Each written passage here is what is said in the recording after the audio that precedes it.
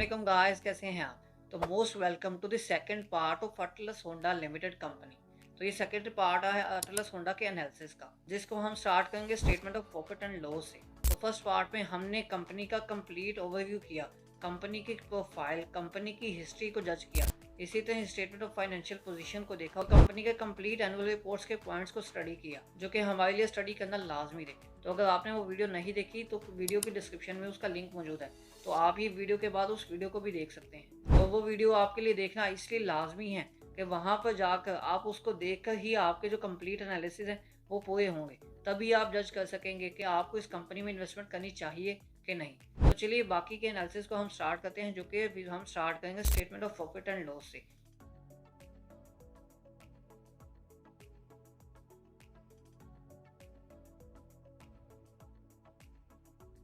तो यहाँ पर बेसिकली 6 ईयर्स के statement of profit and loss के एनालिसिस है। तो यहाँ पर अगर देखें कि कंपनी की जो सेल्स हैं 2019 में वो 82 अरब की थी, जो कि 2024 में इंक्रीज होकर 159 अरब तक आई। तो यहाँ पर तकरीबन 95 to 98% का इंक्रीज बनता है पिछले 6 सालों में कंपनी की सेल्स में। तो इसी तरह ही कंपनी की जो कॉस्ट ऑफ सेल्स है वो भी ऑब्वियसली इंक्रीज होनी थी, चूँकि सेल्स इंक्रीज हुई हैं तो कॉस्ट ऑफ सेल्स भी इंक्रीज होनी थी। और अगर ग्रॉस प्रॉफिट को देख लें तो ग्रॉस प्रॉफिट 6.5 अरब से इंक्रीज होकर 12.2 अरब तक आया है, जो कि ये भी तकरीबन उतनी ही परसेंटेज से इंक्रीज है। और इसी तरह आगे सेल्स एंड मार्केटिंग एक्सपेंसेस इन्होंने बताए हैं, एडमिनिस्ट्रेटिव एक्सपेंसेस है, अदर इनकम्स हैं, जो कि कंपनी के अदर इनकम्स में आ जाते हैं, अदर ऑपरेटिंग एक्सपेंसेस, बाकी एक्सपेंसेस उन्होंने मेंशन किए हैं। देन है प्रॉफिट फ्रॉम ऑपरेशंस के कंपनी ने अपने ऑपरेशन से कितना प्रॉफिट अर्न किया है ओवरऑल, मतलब कि अदर इनकम्स में भी इंक्लूड किया है इनको। तो प्रॉफिट फ्रॉम ऑपरेशंस जो है कंपनी का वो 4.64 अरब था 2019 में, जो कि इंक्रीज होकर 15.8 अरब तक आया। तो यहाँ पर जो कंपनी ने प्रॉफिट जनरेट किया है अपने ऑपरेशन से वो तकरीबन 300% का इंक्रीज है। तो यहाँ पर जो प्रॉफिट जनरेट किया है कंपनी ने अपने ऑपरेशन से, ये बहुत आउट क्लास परफॉर्मेंस है। तो यहाँ पर अगर फाइनेंस कॉस्ट को आप डालकर जो प्रॉफिट फ्रॉम ऑपरेशन है उसे निकाल दें तो यहाँ पर हमारे पास बचेगा प्रॉफिट बिफोर टैक्सेशन। तो प्रॉफिट बिफोर टैक्सेशन के बाद हम टैक्सेशन को अगर निकाल दें कि प्रॉफिट आफ्टर टैक्स जो बचेगा, जो कि पैट होगा, हमारा फाइनल प्रॉफिट होगा, तो ये कंपनी का जो प्रॉफिट आफ्टर टैक्स है वो बचा है 3.20 अरब, जो कि 2019 का था। इसी तरह 2020 में थोड़ा नॉर्मल रहा, 2021 में इंक्रीज हुआ और 2022 में मजीद इंक्रीज हुआ। 2023 में 2022 की निस्बत डिक्रीज रहा प्रॉफिट आफ्टर टैक्स। लेकिन 2024 में देख लें तो 2024 में पिछले 5 सालों से जो 2024 की परफॉर्मेंस है वो आउट क्लास रही है। 2024 में कंपनी का जो प्रॉफिट आफ्टर टैक्स है वो 9.70 अरब का रहा। तो यहाँ पर statement of profit and loss में आप याद रखिएगा, जिससे आपको पता भी होगा, यहाँ पर जो अर्निंग पर शेयर है कंपनी की वो भी मेंशन की जाती है। तो यहाँ पर चूंकि हम 6 ईयर्स की एनालिसिस कर रहे हैं तो कंपनी की जो 2 साल की फाइनेंशियल स्टेटमेंट होगी वहाँ पर आपको देखने को मिलेगी। यहाँ पर जस्ट आपको पार्टिकुलर्स भी देखने को मिलेंगे, वर्टिकल साइज में भी ये जो फाइनेंशियल स्टेटमेंट्स हैं ये मिलेंगी। तो यहाँ पर जो हमने इस स्टेटमेंट को 6 ईयर्स को एनालाइज किया है तो यहाँ पर अर्निंग पर शेयर मेंशन नहीं है, लेकिन चूंकि मैंने पहले ही आपको अर्निंग पर शेयर एनालाइज करके बता दी थी कि कंपनी की जो 2024 की अर्निंग पर शेयर थी वो ऑलमोस्ट 78 समथिंग कुछ थी, जो कि यही अर्निंग पर शेयर 2019 की निस्बत काफ़ी ज़्यादा इंक्रीज हुई। वैसे ही इंक्रीज हुई जैसे ही कंपनी का जो प्रॉफिट आफ्टर टैक्स है वो इंक्रीज हुआ। तो लीजिए अब बात आ गई है 6 ईयर्स के फाइनेंशियल स्टेटमेंट के एनालिसिस की, जो कि अब स्टेटमेंट हमारे पास होगी स्टेटमेंट ऑफ कैश फ्लो।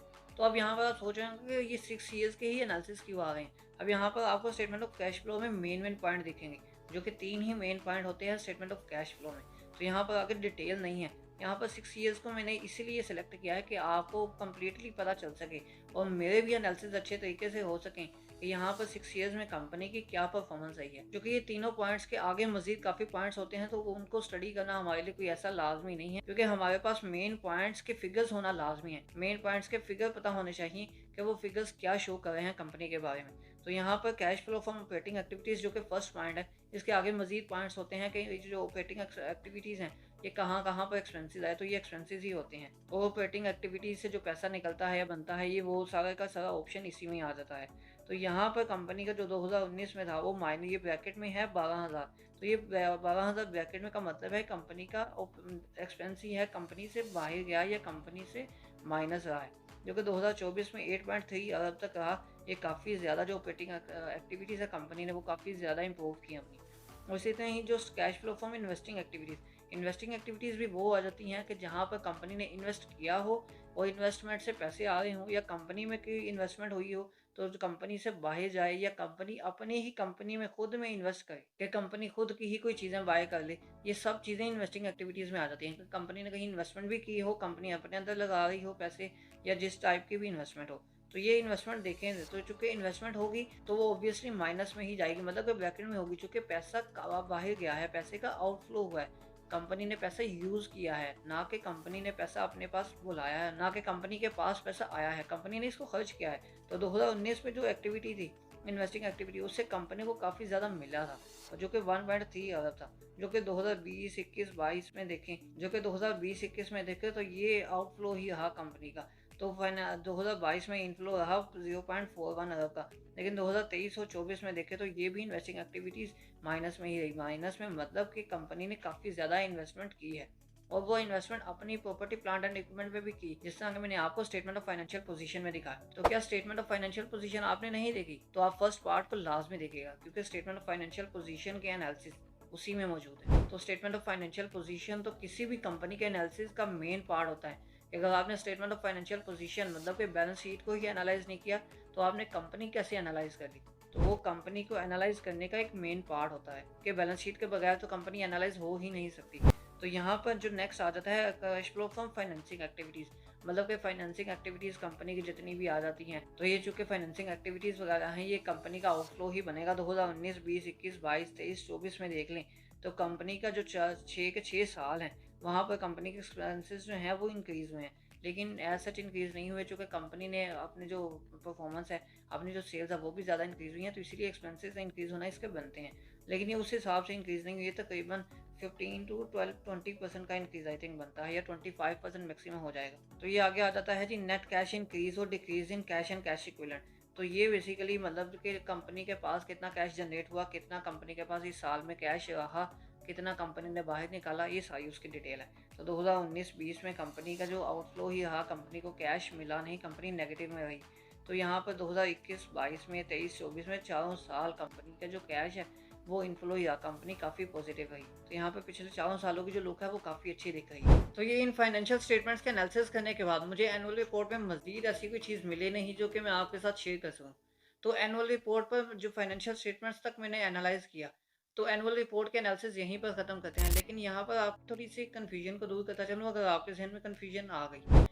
यहाँ पर हमने 6 ईयर्स के एनालिसिस किए हैं। हाँ, यहाँ पर जो 2 ईयर्स की जो फाइनेंशियल स्टेटमेंट्स होती हैं, यहाँ पर नीचे जाकर वो भी मौजूद हैं। लेकिन हमने वो इसलिए एनालाइज़ नहीं किए कि हमें 6 ईयर्स की आउटलुक मिल जाती। हमें 6 ईयर्स की पिक्चर मिल जानी थी कंपनी की।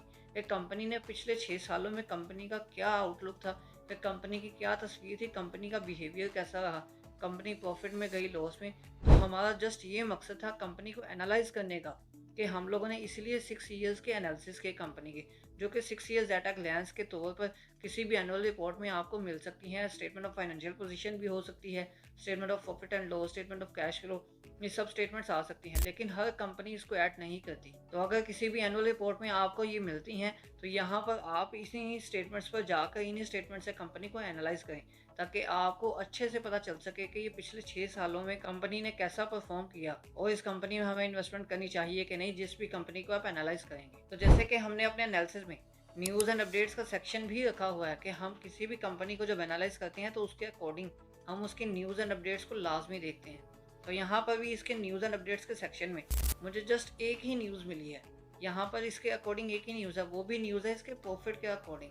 तो यहाँ पर चूँकि ये अपनी कोई न्यू प्रोडक्ट्स लॉन्च नहीं कर रही, और ना ही एज सच इसमें कोई अपडेट आई है, तो जैसे ही कोई न्यूज़ एंड अपडेट आएगी तो आपको इस चैनल के थ्रू मिलेगी, वो चाहे इस कंपनी का अकॉर्डिंग हो, चाहे किसी भी कंपनी का अकॉर्डिंग हो। पाकिस्तान स्टॉक एक्सचेंज में कोई भी न्यूज़ एंड अपडेट को अवेल करने के लिए आप इस चैनल को सब्सक्राइब लाजमी कर लें। तो यहाँ पर अटलस होंडा की जो लेटेस्ट न्यूज़ थी, जिसको एक वेबसाइट ने कोट किया, जो कि है प्रॉफिट के अकॉर्डिंग। यहाँ पर जी अटलस होंडा बाइक जो प्रॉफिट है वो राइज किया बाय मैसिव 75% इन 9 मंथ्स।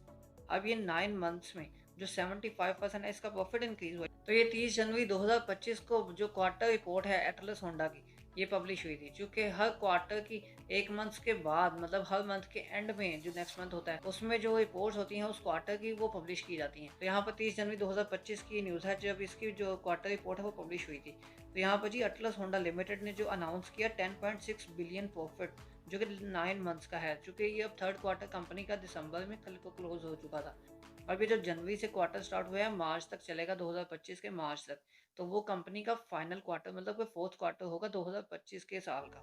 तो ये बेसिकली 9 मंथ्स जो है एंड हुए कंपनी के 31 दिसंबर 2024 को।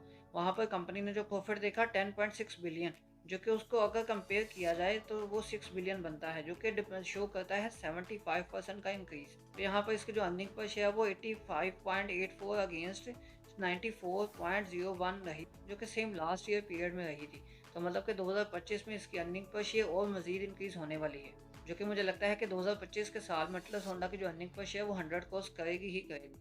तो यहाँ पर आगे इस न्यूज़ की बाकी डिटेल मेंशन की गई है कि कंपनी ने कितनी सेल्स की, कितने कितने कंपनी ने प्रॉफिट अर्न किया और कहाँ से कंपनी को जो अर्निंग पर शेयर वो इंक्रीज हुई और कितनी परसेंटेज से इंक्रीज हुई। तो अटलस होंडा की ये न्यूज़ के बाद हम चलते हैं टेक्निकल एनालिसिस की तरफ। तो चलिए बगैर देर कि हम टेक्निकल एनालिसिस करते हैं और ये अंडरस्टैंड करते हैं कि टेक्निकल के अकॉर्डिंग भी कंपनी को हमें कहाँ पर बाय करना चाहिए, कंपनी कहाँ तक जा सकती है। तो ये बेसिकली अगर हम टेक्निकल्स के अकॉर्डिंग इसको देखें तो यहाँ पर अभी जो इसकी स्टॉक की प्राइस है 855 रुपीज़ तक है। तो यहाँ पर टेक्निकल्स को अगर देखें तो ये पिछले तकरीबन 7 से 8 वर्किंग डेज में ये मार्केट में तकरीबन डाउन ही रहा है। तो ये अटलस होंडा जो अपने हाई को टच करके आया था, जो कि तकरीबन 950 ऑलमोस्ट के करीब था, तो ये जो उसका हाई था ये उसके करीब जा सकता है। लेकिन यहाँ पर अगर इसकी हम लोग बाकी नीचे की थोड़ी सी रेजिस्टेंस या बाकी चीज़ों की बात करें तो चूँकि अगर हम लॉन्ग टर्म जाएंगे तो इसकी हम रेजिस्टेंस को देखें तो ये तकरीबन 800 समथिंग की बनती है। तो यहाँ पर 800 तक आ सकता है ये स्टॉक अगर मार्केट थोड़ी करेक्शन दिखाए तो। लेकिन अब जैसे ही मार्केट थोड़ी अगर बेहतर होती है तो यहाँ पर जो ये स्टॉक है ये भी परफॉर्म करेगा, तो ये स्टॉक काफ़ी अच्छा परफॉर्म करेगा। तो चूँकि अभी ये स्टॉक ही करेक्शन में है तो ये इसका परफॉर्मेंस जो है इसकी परफॉर्मेंस काफ़ी अच्छी हो सकती है। तो इसकी अगर आप थोड़ी सी हिस्ट्री देखें तो इसकी हिस्ट्री में बेसिकली आपको दिखेगा कि यहाँ पर जो स्टॉक है वो कहाँ कहाँ से ऊपर आया। तो यहाँ पर इसके स्टॉक की प्राइस जो रही वो 400 की ही रही, जो कि पिछले कोई 5-10 सालों की बात नहीं है, जो कि पिछले ही साल की बात है। तो अब यहाँ पर अगर इसको देखें आप तो ये स्टॉक इतना ही ज़्यादा परफॉर्म कर सकता है। तो यहाँ पर एक कंसोलिडेशन बॉक्स भी बन सकता है या जो भी इसका सीन हो सकता है। लेकिन ये परफॉर्मेंस जो है फंडामेंटल्स के अकॉर्डिंग और टेक्निकल्स के अकॉर्डिंग जस्ट बाइंग को बताता चलूँ कि बाइंग इसकी जो है 800 से स्टार्ट होकर 850 तक आप बाइंग कर सकते हैं। जो 800 से 850 तक आपकी जो बाइंग होगी वो बेस्ट रहेगी, जो कि अभी भी मार्केट की जो कंडीशन है ये नॉर्मल है। तो यहाँ पर आपको देन मज़ीद कोई स्टॉक्स मिलने वाला नहीं है। तो यहाँ पर 800 से लेकर 850 के दरमियान आप इस स्टॉक को बाय कर सकते हैं, जो कि आपके लिए एक अच्छी इन्वेस्टमेंट की प्राइस साबित होगी। तो अगर इस पर रिटर्न की बात करें तो जिस तरह पिछले 2 सालों में ही कंपनी ने काफ़ी ज़्यादा आउटक्लास परफॉर्म किया, जो कि इसने 1.5 to 2x का रिटर्न दिया।